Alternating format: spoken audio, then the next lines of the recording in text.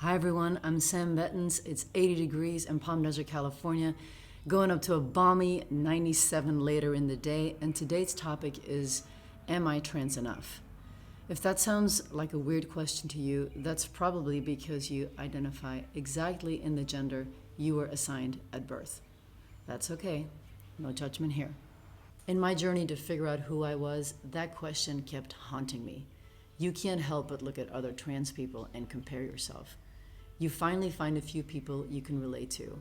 You have all these feelings that are suddenly validated. You're ready to sign on, return the free toaster, and then you dig a little deeper and realize you don't have everything in common. And that makes you doubt yourself. And self-doubt can be a cruel companion.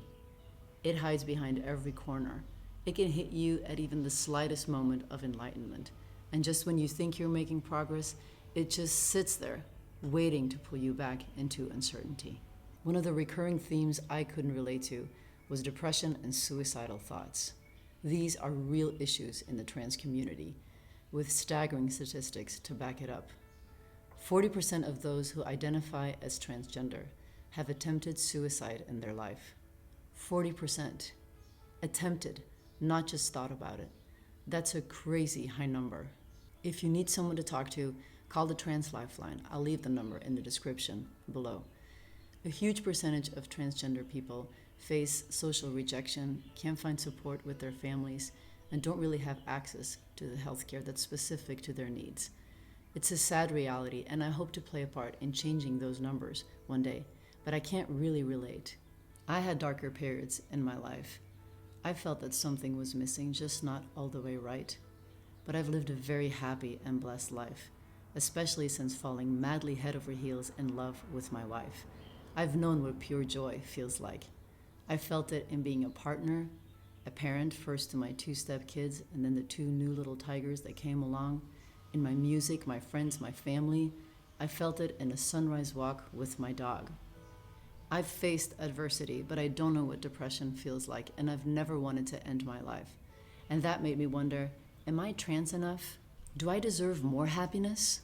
Should I not just go on as I have been and be fine that way? Do I have to have it all? If I'm happy right now, do I have to be even happier? I found the answer in a conversation with my trans friend from St. Louis. He told me he could have gone on as a female without wanting to die. He could have gone on coping. But why? When you know in your heart who you are and you can visualize the steps you can take toward happiness, why hold back? That's where the guilt often sets in, mostly toward our families, because they have to transition as well. But everyone who truly loves you for who you are, not for who you're trying to be to appease them. Why cope when you can be yourself? That talk was a major milestone. I know I'll be a better contributor to the world if I'm allowed to be my most authentic self.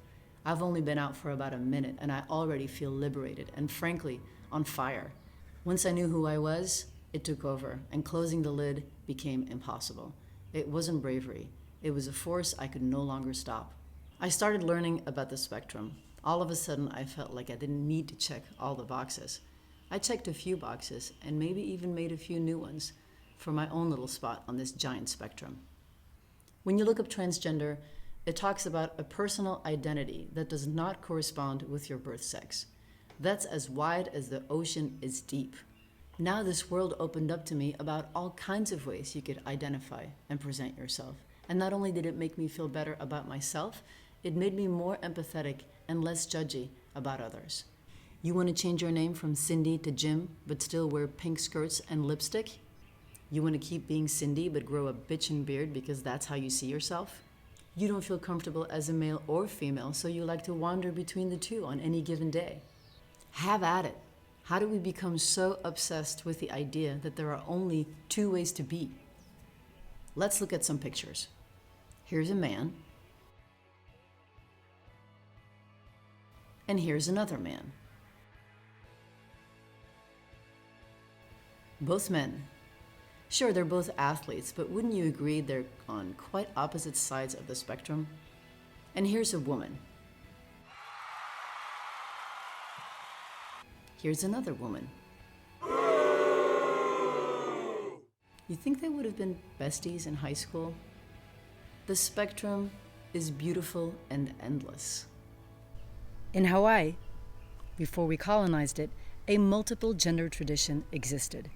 The mahu could be biological males or females, inhabiting a gender role somewhere between the masculine and feminine, or encompassing both. In Siberia, the Chukchi are a shamanic people who embrace a third gender, generally biologically male, but with some adoption of female roles and appearance, who married men but were not subject to the social limitations put on women. They could accompany men on the hunt as well as take care of their families. And these are just a few of the limitless examples I've found all over the world and throughout history, where gender was not confined to our Western, oh so very binary system. If you want to get a sense of what it feels like to not feel all the way right in your body, I challenge every cisgender guy who's watching this to spend an hour in your wife's clothes, shoes, and makeup. You don't even have to do it in public, just you alone in the house for an hour. Notice how it feels and whether you could do that for the rest of your life just because society says so. How long before you say screw that and put your own comfortable pants back on? Oh, and if you totally enjoyed wearing your wife's clothes and prancing around like a little lady, well then this vlog is for you. You go, girl! Here are some questions I've been asked. Aren't you manly enough already? Why change? Is being a masculine lesbian not good enough? I'm getting to that. I know many of you have seen a transgender woman walk through the door before and thought, with those huge hands and the Adam's apple and the wig and the broad shoulders, who's he trying to fool? I don't blame you. It's hard to understand us when you've never been us. But that transgender woman is not trying to fool you. She might not care about passing as a woman, or maybe she does care, but not to the extent where it's going to keep her from walking out the door exactly how she sees herself. Does she make you more uncomfortable than I do because she doesn't necessarily pull it off? If so, ask yourself why. For me, this Am I Trans Enough journey has been about chipping away at roadblocks. Will my wife still love me the same? Will my kids? Will I hurt my parents too much? Will my voice still be exceptional? Am I screwing over my band and the people that have invested in me?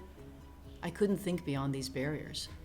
I started talking to people before I was sure, while I was questioning, almost right away actually, and that's how I started to chip away at these barriers.